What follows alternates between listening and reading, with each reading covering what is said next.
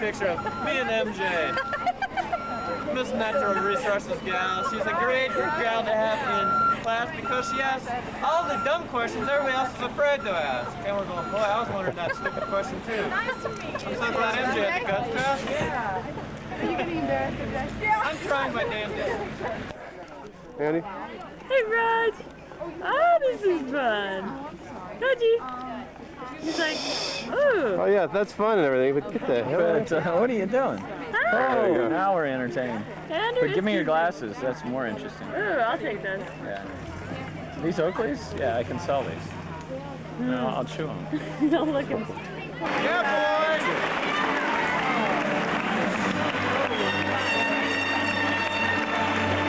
Are you a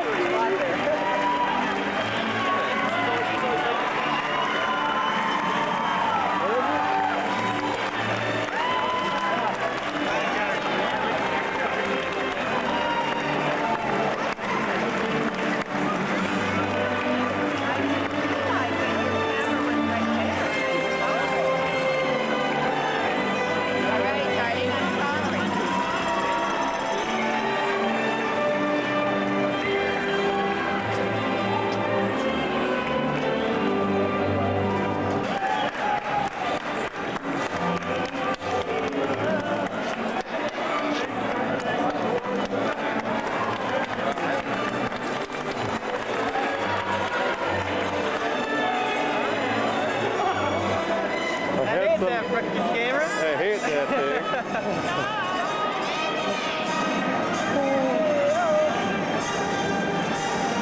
It's a dang thing in here.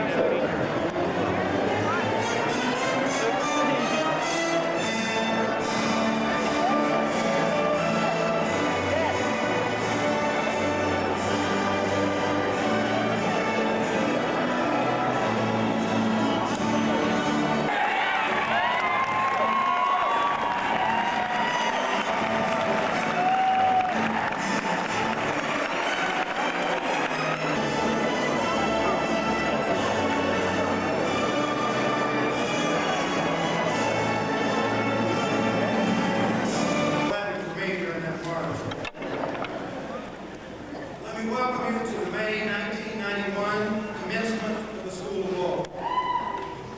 It is true, of course, that you've already received your JD degree this morning at the ceremony, whether you were there or whether you marched. But we keep physical control of diplomas, so I'm glad to see that you've shown up instead of forfeiting 3 years' work. That due to the good offices of Jerry Barber in the third-year class, we have quite a graduation suite.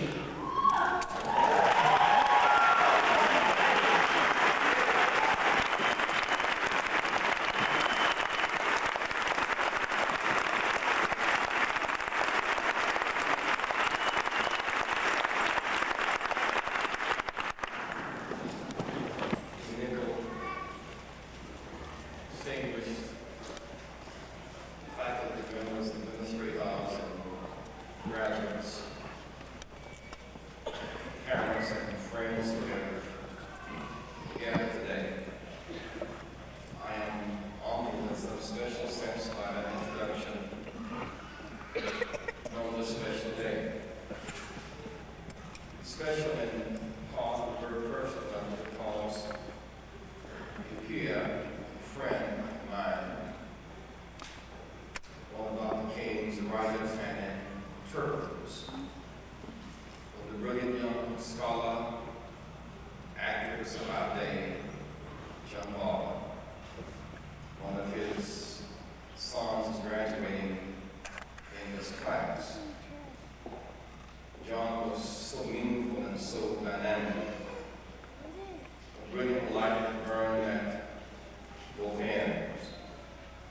He was killed about 12 years ago. Through all of that turmoil that came against those great odds, Jerry's mother, Jenny, was here today. She's able to see in her lifetime Jerry and his two brothers graduating from school with honor and integrity and scholarship. They have defied the odds. And you, Jenny, and the boys, you make all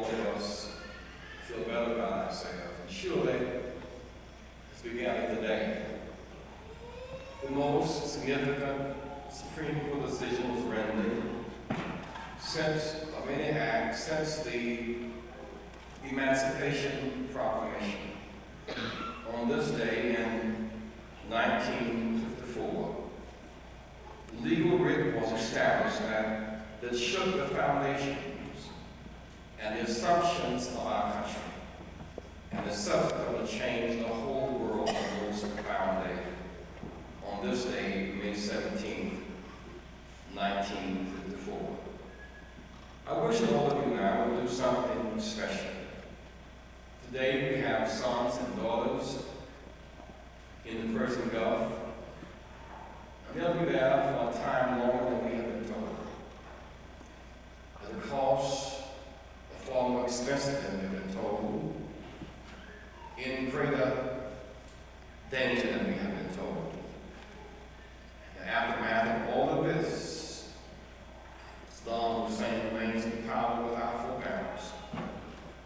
Perhaps 200,000 people killed, million Kurds made homeless, and peace remains elusive. I would urge you now, as we seek for a true role model for us to stand and join hands and bow heads in prayer. To ask you to hold us in the hollow of thine own hand, and to forgive us for our sins and our foolish ways, and make us better people. Use us as instruments of thy peace, even as we stand on this mountain top of celebration and achievement. Then there is Bangladesh, and there is the Middle East, and South Africa,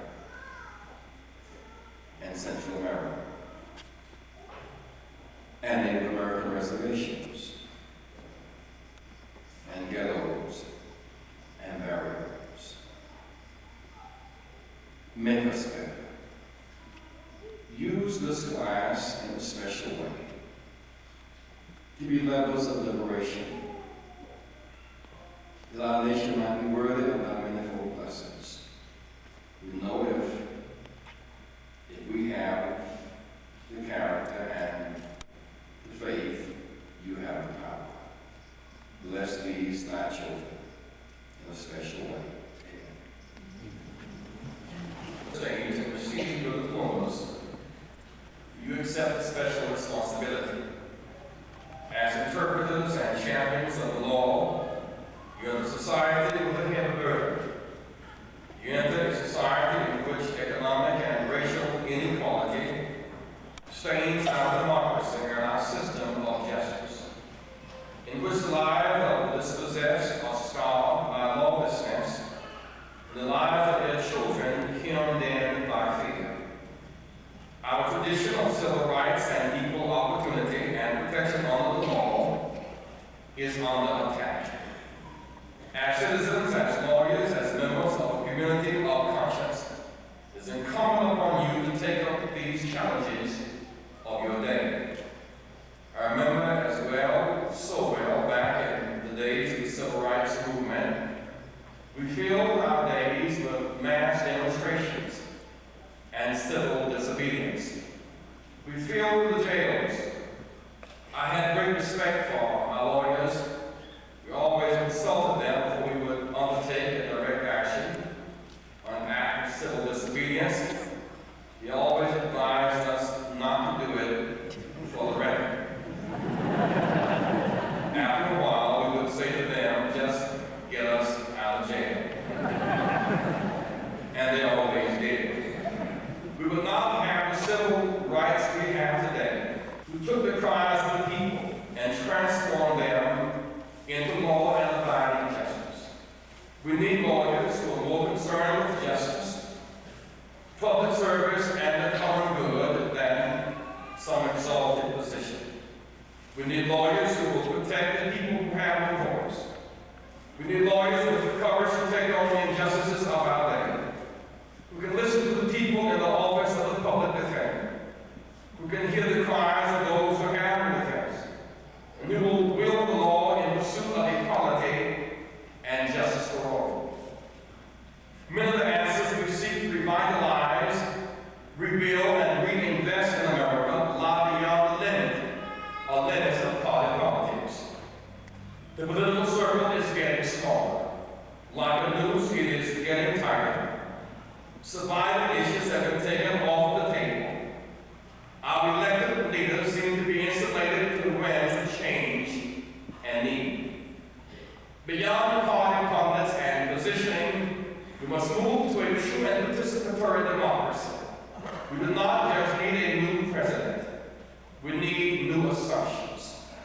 We have two parties with nearly indistinguishable assumptions and solutions.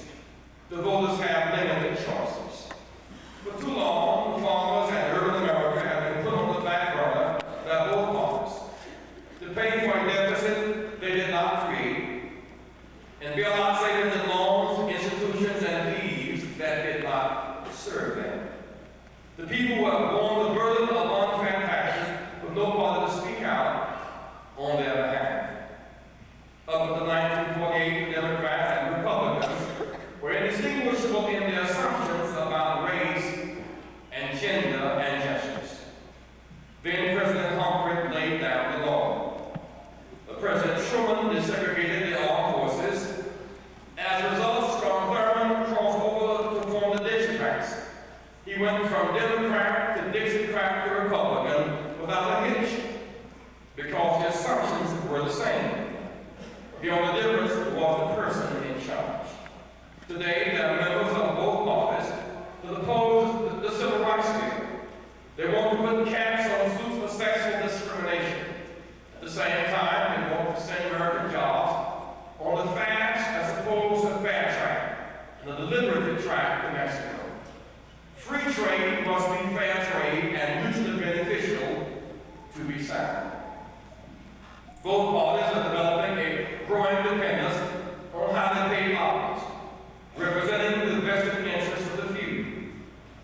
The working, the unemployed, the young have a limited lobby, civil rights and labor, and both are under attack.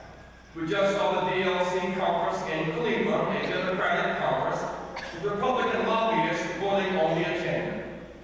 They may have thought it was amusing, but such a club mentality is absurd and wrong.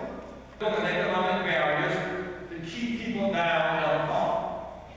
The people must open up the political process and demand new alternatives, new solutions, new ideas. For politicians who selected to support the people, let there be selective voting. But you must vote. In 1988, George Bush was elected by 26% of the electorate, less than half the eligible population voted. We must not let apathy lead to surrender. We are far out there. The 1991 Civil Rights Bill is the key to protecting the integrity and character of our national commitment to all the people. Civil rights is a human right. If we can fight wars for human rights and self-determination abroad, we must honor these rights at home. Civil rights is not a left position. Civil rights are at the center of our constitutional being, the legal foundation of our society.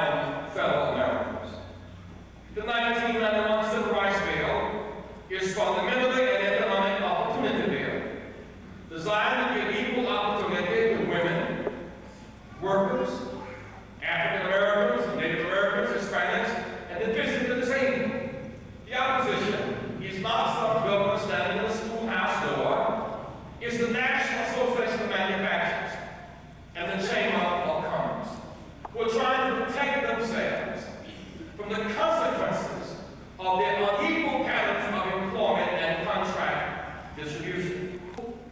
On your job, the central question is, will we love the troops when they're no longer troops? When the parade is over, the paper mache is swept from the streets, and they head back to their reservations, their barrier or their ghetto. Will we really love the troops when they're no longer? If we love them, guarantee their housing. If we love them, guarantee their children a college education. Put a yellow ribbon around that. If we really love them.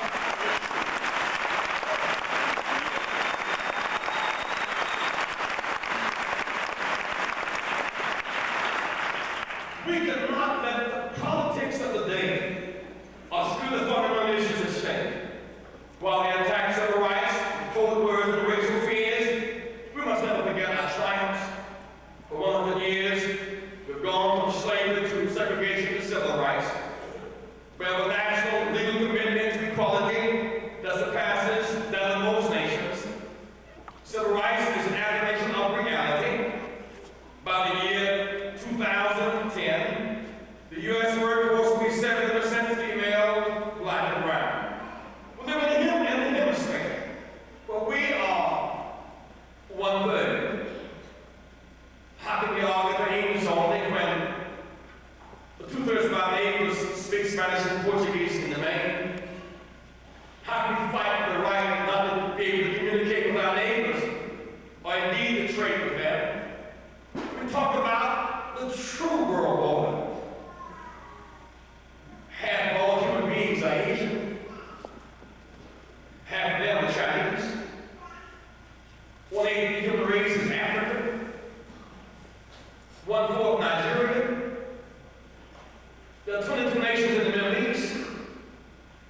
There are 900 million people in it. People must have the means to choose. Legal, economic, political, and social. We could not let them set back years of progress in civil rights and desegregated education and opening up the economic process under the guise of choice. There can be no choice without freedom. There is no choice in unemployment. There is no choice in poverty. Choice is their code word for exclusion. The exclusion of those who have no choices by those who have many. For those who sat down at the lunch counter at North Carolina State University in 1960, my alma mater, they had no choice. They sat down with hamburgers, they got handcuffs. Their privilege was from school, they chose dignity over degrees and titles. They had no rights that the white storekeeper was bound to respect. They had to break down senses of slavery, racism, and discrimination in order to choose which lunch counter to sit at. No government would have granted a voucher that would have given them that choice. They needed the law on their side. If they had waited for a voucher or a tax break, it would still be hungry for freedom. The President speaks of education. A new education plan calls for choice schools for the few. Under the guise of excellence, this plan excludes the majority.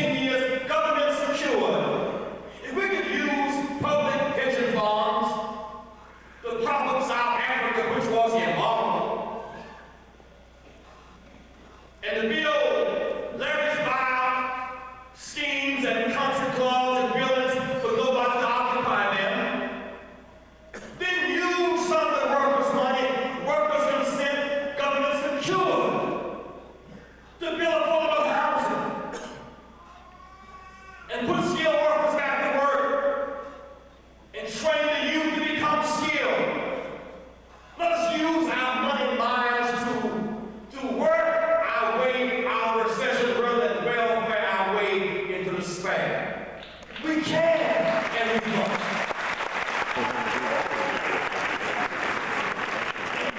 Andrew Thomas Koenig.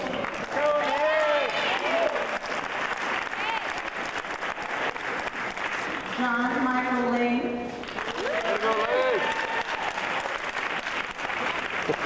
David Bradley Laurent.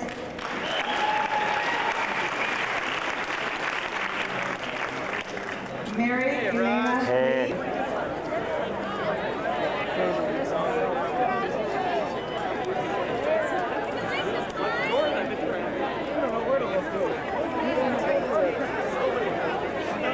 Let's see that thing, Jim.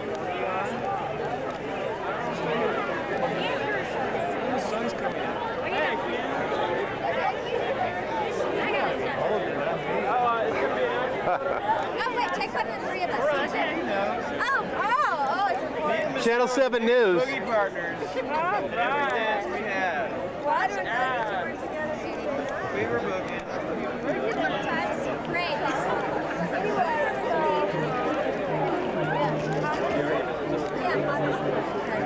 We gotta take the bus down. It's already 11:05. Right now. Here we are, reenacting the famous high five that was done not Me too and the long J-Man. ago with Jesse Jackson. And Oh, high five, Raj. All right. Oh, yeah. Oh, yeah. Do it again. Look at the drool dribble. Do it again. Here you go, Ross. Roger. What a We have all dude. the chamber music over here. Yeah. Playing. Oh, they have it? All right.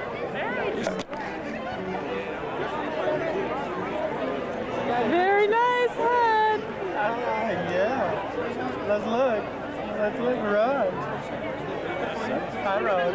It's got a little tassel on it. What's he going to be, the class of what? it's like 06 or something like that. Maybe we should just put it on that side and you can play with the tassel. Let's see if I can roll that tassel. 16 years.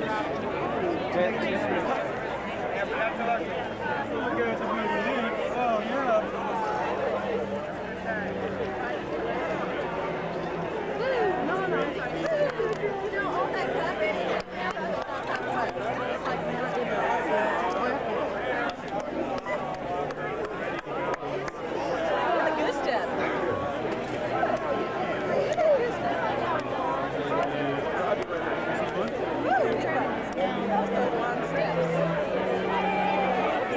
Sorry.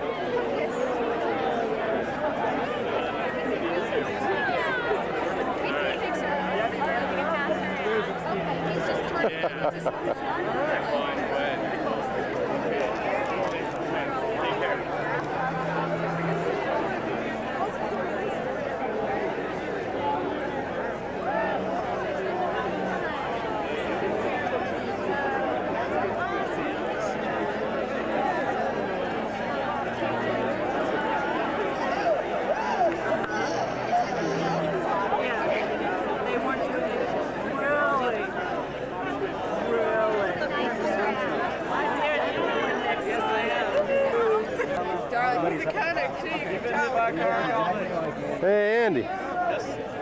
There he is. Rod, you're on TV. You're on TV.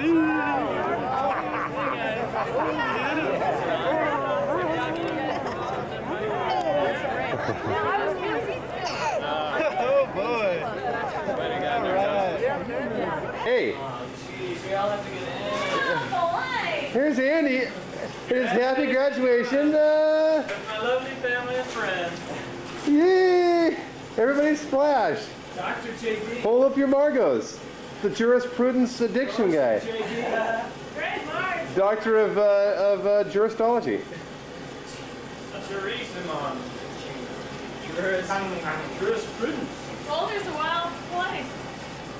It is. Where else? Under Florida. Hey, you know, we still haven't hit Brandy's either, you guys. Brandy's for darts and music.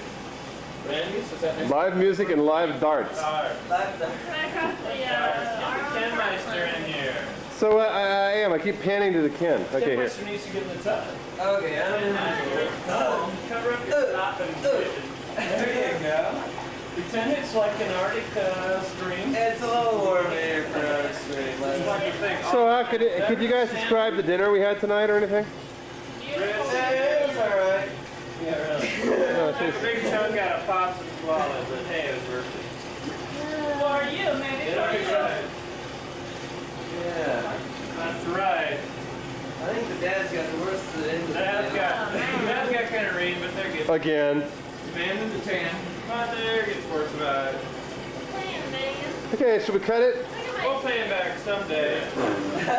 Not.